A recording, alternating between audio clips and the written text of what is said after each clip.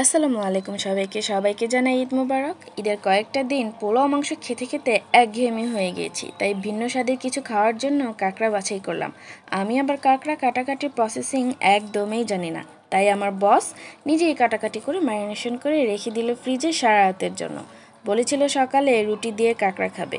তো আগে একটি বাস্তব কথা বলে নিই, ম্যাক্সিমাম ঘরেই আমাদের মেয়েদের সবচেয়ে বিরক্তিকর দুটি প্রধান কাজ রয়েছে, যার একটি হলো রুটি বানানো, 2 নাম্বার হলো মশারি টাঙানো। কি ঠিক বলেছি না? আপুরা যদি ভিডিওটি দেখে থাকো তাহলে অবশ্যই কমেন্ট করে জানিও ঠিক বলেছি কি না। এই যে দেখো, ছিলাম কাঁকড়ার টপিক্সে, চলে গেলাম নিব্বির সংসারে।